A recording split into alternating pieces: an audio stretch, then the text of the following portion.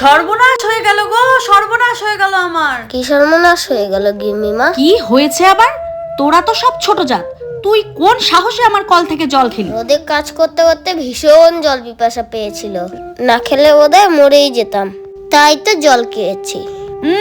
মরে গেলে যেতি, তুই কল ছবি কেন আমার? মরার সময় কি কেউ জাতপাত মানে গিন্নিমা? কেন মানে না শুনি? আমি যদি মরেও যাই তাও তোদের মতো নিচু জাতির হাত থেকে জল স্পর্শ করব না। ওম শান্তি ওম শান্তি ওম শান্তি ওম শান্তি। একটু সরে দাঁড়া তো দেখিনি, না হলে আমাকেই ছুঁয়ে ফেলবি। ওম শান্তি ওম শান্তি। মরার যেন আর কোথাও জায়গা নেই, আমার এখানে এসে যেন সবাইকে মরতে হয়। গিন্নিমা, আমরা কেন নিচু জাত?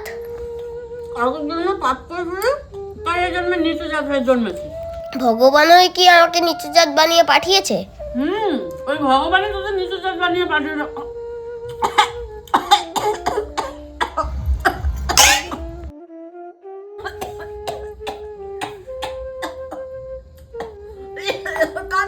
জল নিয়ে মরে গেলাম।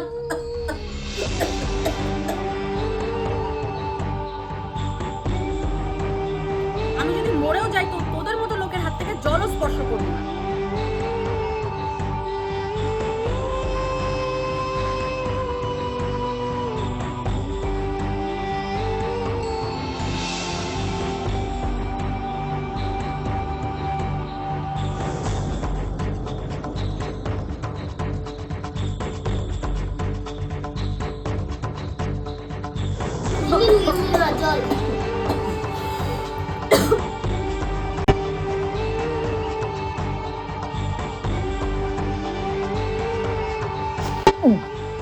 বাবা কানাই, আজ তুই না থাকলে হয়তো মরেই যেতাম।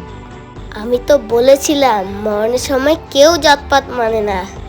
হ্যাঁ বাবা, তুই ঠিক। ভগবান তোদের মানুষ রূপেই জন্ম দিয়েছে। আমাদের মতো কিছু মানুষ নিজেদের স্বার্থে তোদের জাত পাত নিয়ে ভেদাভেদ করি।